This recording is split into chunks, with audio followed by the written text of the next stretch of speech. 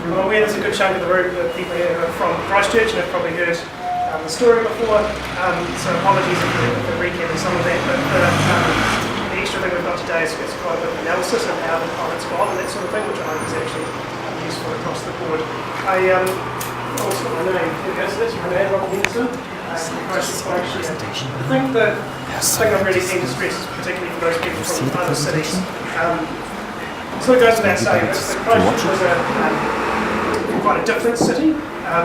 Most cities couldn't really pilot a bike share scheme on a small scale, but we only had sort of a small scale city left. And so that created a great opportunity to do that. A big driving factor early on was how do we connect parts of the city that are isolated as well as trying the idea out.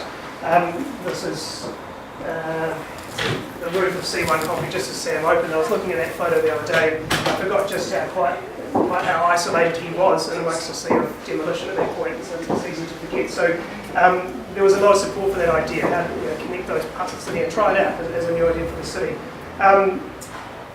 Tried a lot of different ways to get something to happen, and the idea we eventually settled on was if we managed to get a branding partner on board for a pilot on a small scale, and we knew there was support out there from people who wanted to use it, could we get a pilot up and running on the ground?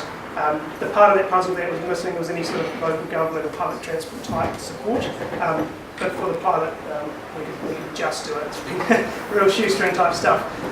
The rider component comes in with the crowdfunding campaign we ran. So we ran a 4-week crowdfunding campaign, and there's many people in this room as well who supported that.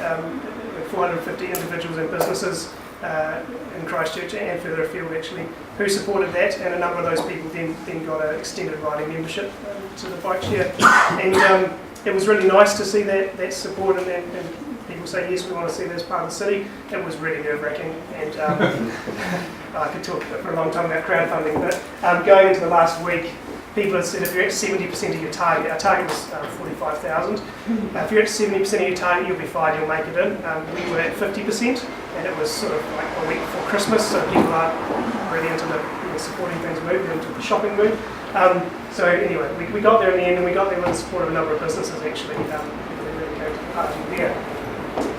So we launched in August 2014. Yes, correct. It's a 2-year pilot, so that was what we said. That's how we can make a 2-year pilot work. We've got a 2-year commitment from Spark to make that happen. That's actually ending this August. So that's 2 years. It goes really fast.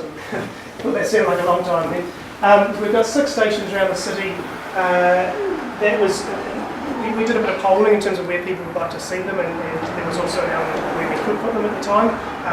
They're all, for the most part, on private land, so organisations like the Arts Centre who wanted to be part of it and said that'd be excellent, it'll get people in here and that sort of thing. So lots of support with the station placement as well. Got 36 bikes. In reality, there's 34 at any one time on the streets. The first 30 minutes of every trip is free, but there's a good chunk of people at the first hour free from supporting the crowdfunding campaign. We've utilised, so we work with Nextbike in terms of providing the technology in the system. We've utilised just a combination lock and the app. What that's about is how can we get as many bikes as possible that people can try out. But I think it's really important just to touch on the objectives of the pilot. So obviously with the city and the state it was 2 years ago, and with only 6 stations and 36 bikes, we're not going to get the usage and the network effects you'd get in a busy city. But it was really around getting people trying it firsthand. How could they see it fitting into their day-to-day life or commuting and that sort of thing? How would they use it? What type of people would use it? Thankfully, people have really used it. So I'm going to give a few examples of people who have used it and some of the stats that we've been working on quite recently. So we're coming up to 10,000 trips since we launched. This is Rod, who does the wood-fired pizzas in the Restart Mall, which are really excellent. He actually uses it. He replaces his car trip to go and get pepperoni, specifically pepperoni from over by Cashmere. Goes, gets that, rides back, saves him moving his car and losing his park and that sort of thing. He uses that quite a lot. In terms of the research, so we've formed a partnership with the University of Canterbury. The Sustainable Initiatives Fund has funded a master's student who's doing a more comprehensive analysis of things. We've also got Team of fourth year students currently doing GIS planning for the city, so looking at a whole lot of factors on where could stations be, and looking at some of the future land use files and things, and looking at places like East Frame when that's established, factoring that in. And we've just had a third year student do some of the statistical analysis, which is the basis of some of the things we'll talk about today. We've got Sarah here, who's the cheesemonger at the Arts Centre, so literally when they're installed she was queuing up to use them. She says it's an easy way to do it banking. She does some park and ride type things, so she parks on Gloucester Street, probably where there's cheaper parking, and rides into the Arts Centre. The interesting thing with her is she actually got back into cycling, so she's bought her own bike now and realised that Christchurch is actually quite a neat city to cycle around. But she still uses the bike share regularly for the convenience side of things, and I think that's really interesting in terms of a behaviour change story, an actual real person who's going around saying that. If we look at the types of users we've had, and this data was up until about a month ago, so it's pretty current. I see the numbers didn't come through, so they're here though. That's quite peculiar. All right, so the large piece is local, so that's 73% locals. That's we've said within the Canterbury region. One of the wedges, they're both about 13%. The other two wedges is domestic visitors, so from Wellington, and the remaining 13% is international visitors. We're going to explain everything now if that's not working. We've got Maxim here. Firstly, has an amazing name, Maxim Millen. He's actually been commuting, so given where the stations were, we didn't expect a lot of commuting, and that was one of the limitations of the pilot. But straight away he started using the bike beginning end of each day to commute from Victoria Street into Epic. And as he says there, it's about 50 metres walk either side. So he is an example of commuting, which is really neat to see. In terms of we got that one. So ride charges, so looking at about 64% of rides within that free period. That will be a mixture of the 30 minutes or the hour for the supporters. So you can imagine about 400 odd supporters out there. $4 being the next 21%, 7% to $8, and anything over $8 is sitting at 8%. So the majority of those trips are within that free window, with the next jump being the $4. So in terms of the pricing structure, so first half hour free, $4 an hour, up to a maximum of $20 a day. So those $4 trips would be the following hour. This is, I suppose, an example of tourism, but actually local tourism. So Sadie and Logan, so they've been using the bikes to get around the city day to day, but they often actually just go and do a bit of sightseeing around the city. If you're into cranes and construction, it's actually quite interesting. Same we probably are now because it's all progress. But so they do a mixture of that, as you can see there, and use them quite regularly, and like I said, part of the day. In terms of the most popular days of the week, so this is a bit of an odd one, Monday repeats at each end, but Saturday and Sunday are slightly more popular, but the breakdown of tourist versus locals is still about the same, so it's just a general increase across the board. Wednesday, there's not a lot in that. We've also looked at temperature data and that sort of thing. This is still a bit of a work in progress, so temperature doesn't seem to have a huge impact. This is maximum temperature, so not, we want to get a bit more finer grain sort of detail in terms of hour by hour type weather data, which is there, but quite a lot to sort through. Rainfall does have an impact. Again, what we've had to do here is take the most popular time of the day and look at rainfall then, because you can imagine if you know 2 mils of rainfall, it may have all happened in the morning, but you might have a fine afternoon. So it's a tricky one that we're still working through. Temperature not so much, but rain obviously. It's really raining, people on the scheme. Julian's talked about location being important, and I just reiterate that we've got an example of that. So we have the Oxford Terrace station by Restart Mall down here on the corner. Apologies for those who are not familiar with the area. We worked to move that, knowing that eventually the Restart Mall was going to move. We spent about 5 months working to get that into the public realm, so this is the only public realm station, which was really great to get that there. What we've found is just that 100-metre move in terms of location has now made that the most popular station. The red line is where the station actually moved, and just that difference really helped, and it's taken over now as the most popular station. Florian, so he's another example of someone who actually commutes by bike. So a lot of people say, I already commute by cycle, so I wouldn't use bike share. He actually finds it much more convenient. He's already locked his bike up in the basement or in some sort of cage. He's got changed. At lunchtime, if he wants to do a quick job and head around town, he still uses bike share to get around. He also says, I think the solution to the helmet's brilliant. Whoever thought of that? Julian thought of that. It's really neat, and it's nice, easy, it's low key, it just works, which is nice to hear. In terms of trip types in Christchurch, so Christchurch obviously a wee bit different. We don't have those, all these sort of impacts with Donut City and that sort of thing. Across the board, the stations are pretty even. We've got slightly more, 53% of return trips and 47% of one-way trips. I think that's not reflective of probably the rest of New Zealand. That's definitely a Christchurch-specific thing. In terms of riding, the times of the day that are most used, that sort of makes sense, right? So from the morning to the peaking mid-afternoon. We do actually quite a lot of rides late at night, between 1 and 2 in the morning, that sort of thing. Well, not actually a lot, but more than you probably expect. Obviously, as we use in the middle of the day. So, like I say, the sort of stats that we're doing, it's quite early days. We've had to go about 3 weeks, and we're adding in the most recent data as we go. I don't know if I mentioned as well, so I think we're just about 10,000 trips across the life of the pilot, which is really good. And if we think back to those objectives around how are people using it, and how do they see it fitting in, those transport type trips, majority locals, those sort of things have been really great to see.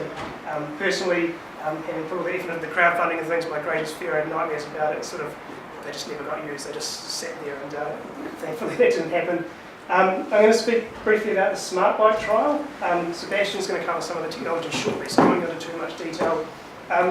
We've got 2 of these bikes. This was funded by the Council's Transport Innovation Fund with support from Environment Canterbury, and we've been working on getting card data available so that if you've got a Metro card, you can link it to your bike share account, or you can actually create an account on the spot by tapping your card on the reader.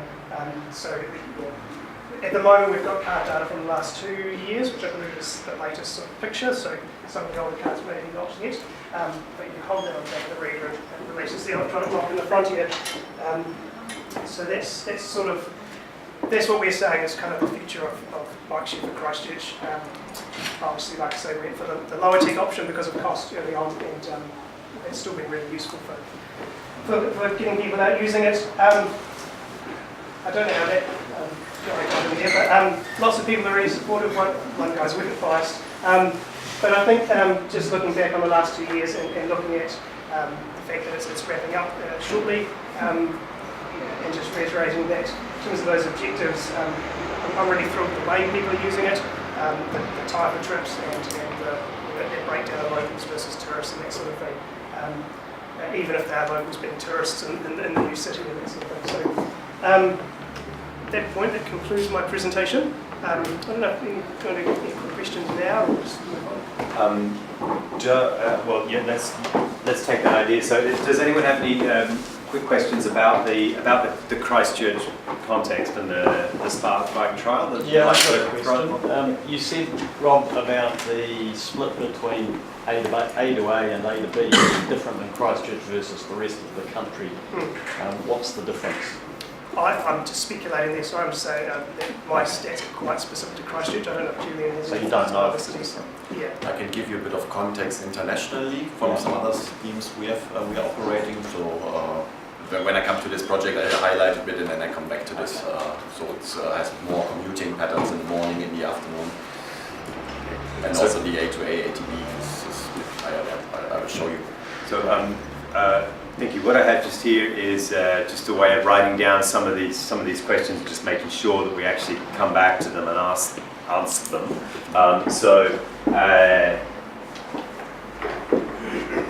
If I was to summarise that question as A to A trips versus